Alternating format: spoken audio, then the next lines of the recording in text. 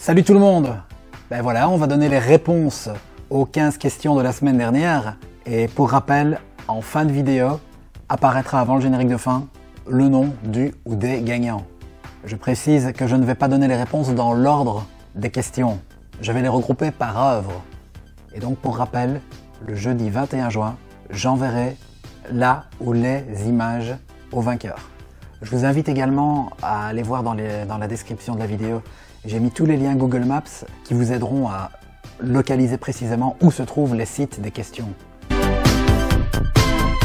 Le numéro 1, bon, je pense que c'était le plus facile, c'est la maison des McFly de Retour vers le futur. Bon, plus facile pourquoi? Déjà parce que le film est culte et la maison est très visitée. Vous pouvez aller voir sur YouTube. Il y a des tas de youtubeurs ou même pas, enfin de gens qui ont posté des vidéos pour montrer la maison qu'ils sont allés voir. Alors elle se situe dans un quartier que je qualifierais de populaire, voire classe moyenne. En tout cas moins huppé que ce qui n'y paraît dans le film. C'est une maison qui est réellement habitée. Donc si vous y allez, soyez discret. Ça se situe en fait à un bon 30 km au nord-ouest de Los Angeles. La question 13 était également liée à Retour vers le futur, avec le Two Pines Mall qui devient plus tard dans le film, ou du moins dans la saga, le One Pine Mall. Et ça c'était une question à 3 points, car vous l'avez vu, j'y suis allé de jour. Or là la séquence était filmée de nuit, la fameuse séquence de la découverte de la DeLorean, avec le premier test. Et puis c'est un lieu qui a pas mal changé quand même. Rappelons-nous aussi, le film date de 1985. Nous sommes sur le parking d'une galerie commerçante. Il y a juste le plan que vous voyez sur cette vidéo où Doc explique à Marty que ça va péter. Plan que j'ai moi-même entre guillemets rejoué, où là on voit à l'arrière un bâtiment qui est toujours identique. Alors si vous voulez y aller, c'est à un gros 60 km à l'est de Los Angeles. On est complètement en dehors de la ville. Parfois je me demande pourquoi est-ce que les producteurs vont chercher des sites si éloignés les uns des autres, alors que des galeries commerçantes, il y en a clairement plus près que ça de la ville. C'est l'hôtel de Pretty Woman, qui d'ailleurs se fait appeler The Pretty Woman Hotel, même s'il a un véritable nom, le Beverly Wilshire Hotel. Vous avez donc compris, il se situe en plein cœur de Beverly Hills. Je pense que vous le savez, c'est tout près de Los Angeles, donc si vous êtes en plein Hollywood, c'est vraiment pas loin. De nombreuses visites guidées sont organisées à travers les Starline Tours. Ce sont donc des petits cars pour touristes avec un guide qui parle dans un micro, et ils vont tous passer par là. Alors il est sur une grande artère, il est facile à trouver, mais je mets le lien quand même, de toute façon. Je vous souhaite à présent la bienvenue dans ce que j'appelle la rue du Fantastique. On a fait coup double lors de notre voyage. Oui, je dis on car j'étais avec Svetlana, ma compagne, et que j'embrasse très très fort au passage, bien entendu. Pourquoi la rue du Fantastique? Eh bien parce que vous y trouvez, presque côte à côte, la maison du fameux clip Thriller de Michael Jackson et celle de la série Charmed. Deux œuvres éloignées dans le temps, mais pas tellement dans la thématique. Thriller est un clip ou un court-métrage d'horreur à caractère fantastique, puisqu'il y a des zombies, des loups-garous, et le fantastique avec les sorcières de Charmed. Ben voilà, je crois que j'ai pas besoin de vous en dire plus. Alors nous sommes très près du centre-ville, hein. C'est à peu près à 3 km. Et là c'est un cas particulier. Si vous m'avez mis Charmed pour la maison de Thriller, j'accepte. Alors certes, la maison est clairement connue pour le clip, hein. Elle a également servi pour la série. Et là, je ne sais pas si les producteurs de Charmed se sont dit tiens, on va faire un clin d'œil au clip Thriller, ou alors, s'ils ont simplement joué la carte de la facilité, il leur fallait une deuxième baraque pour raconter, pour montrer d'autres intérieurs que celui des sœurs Halliwell. Bon bah, voilà, elle était à 20 mètres, donc c'était facile. Mais bon, s'il y a des fans de Charmed parmi vous qui ont vu la série, qui la connaissent sur le bout des doigts, et qui se sont dit ah, c'est la maison qu'on voit dans tel épisode, je pourrais pas vous le refuser. Je mets 2 points pour la maison de Thriller, car on ne la voit qu'une fois, et de nuit. Et 1 pour celle de Charmed, parce que c'est une série, il y a eu 8 saisons, à raison d'une vingtaine d'épisodes par saison, donc on l'a vu une chier de fois, excusez-moi. Et dans des cadrages assez proches de celui que j'ai effectué, bien souvent de jour, donc plutôt facile. Et donc, comme je dis, on regroupe par thématique. Pour rappel, la question 3 portait sur Charmed et la question 7 portait sur la maison de Thriller. Allons à la question 15.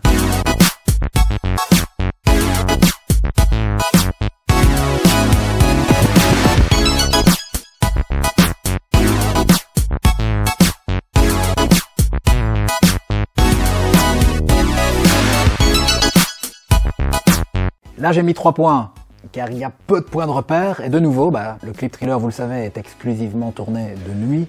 Vous avez comme seul point de repère la façade de l'entrepôt, je dirais, et j'ai pas pu reproduire les mêmes cadrages, puisque la fameuse chorégraphie que Michael effectue avec les morts vivants est au beau milieu de la rue.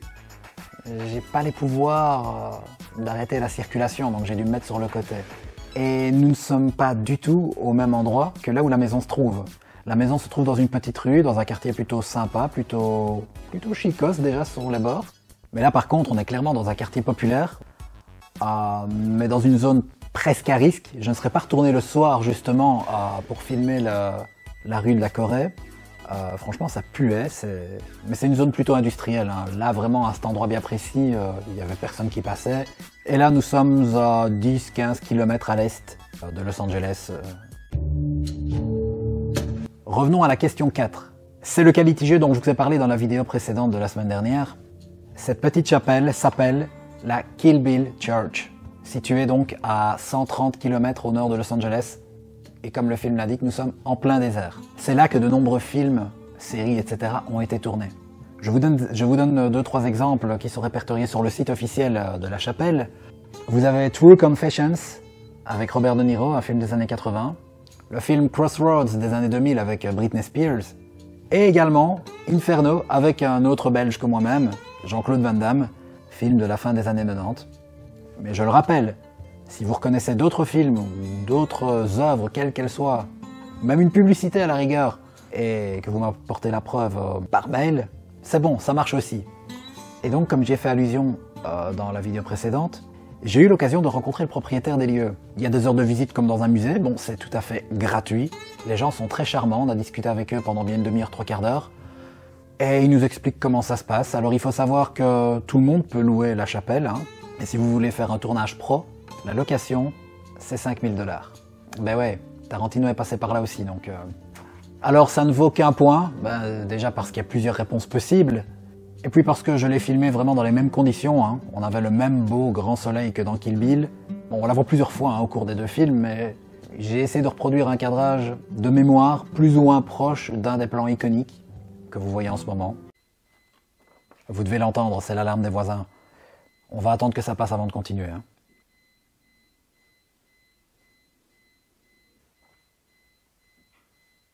Ça va s'accélérer un moment.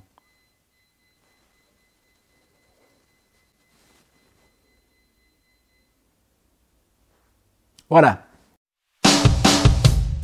Là, je mets 2 points.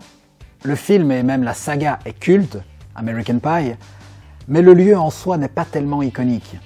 Car un truc que j'ai oublié de préciser dans la vidéo précédente et qui justifie le nombre de points que j'attribue, c'est qu'il y a certains lieux qui n'apparaissent qu'une fois dans l'œuvre à laquelle ils appartiennent, d'autres plusieurs fois. Et il y en a qui ont une fonction, comme je dis toujours, iconique et d'autres moins. Ici, c'est juste la maison du personnage principal. Bon, on la voit plusieurs fois, 2 jours, en général, mais c'est pas un lieu qui a marqué les esprits. Alors, l'histoire d'American Pie est censée se dérouler dans la région de Détroit, mais ici, nous sommes à Long Beach, à 30 km au sud de Los Angeles. Vraiment, on est dans un quartier chic et calme. C'est plutôt bourgeois là-bas, un peu comme dans le film d'ailleurs, il me semble. Les parents de Jim ne s'emmerdent pas. Hein. Et la maison, au passage, est totalement inchangée. Mais voilà, ça vaut quand même 2 points. Ensuite, on va aller dans l'état de Washington pour une série télé. Il y a eu Charmed, la deuxième c'est Twin Peaks. À chaque fois, je mets 2 points.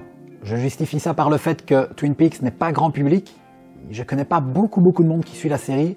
Mais par contre, les lieux sont iconiques au possible, dont 2 déjà qui apparaissent dans le générique de début. Et là, j'ai vraiment essayé au millimètre près de reproduire les mêmes plans que David Lynch, sans prétention aucune. Hein.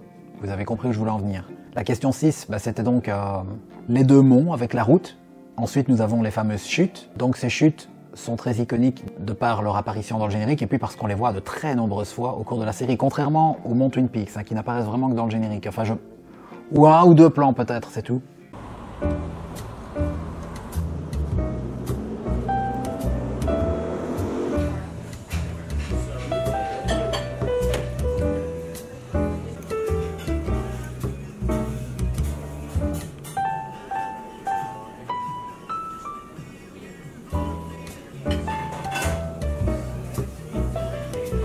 Et ensuite, la question 11, eh bien le Double R Dinner lieu qui apparaît à de très nombreuses reprises et qui est rendu célèbre par la fameuse cherry pie, la tarte aux cerises, un des poncifs les plus récurrents, un des symboles les plus forts de la série. Et alors, petite info, contrairement à ce qui se dit dans la série, Twin Peaks n'est pas situé près de l'état de l'Idaho, genre à 10 km de la frontière canadienne. Non, c'est à 50 km à l'est de Seattle. Et bon, au passage, Twin Peaks n'existe pas. Mais la quasi-totalité des lieux de tournage sont situés dans 2 villages proches de 5 km, Snoqualmie et North Bend.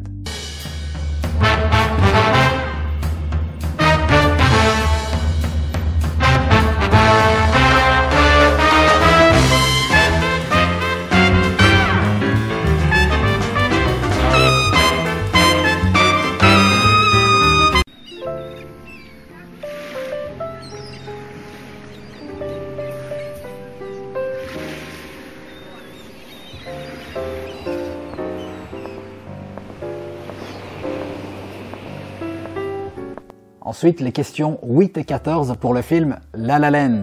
La question 8 concerne le Lighthouse Café, qui est donc une sorte de jazz bar que l'on voit dans le film, où les 2 protagonistes se donnent rendez-vous.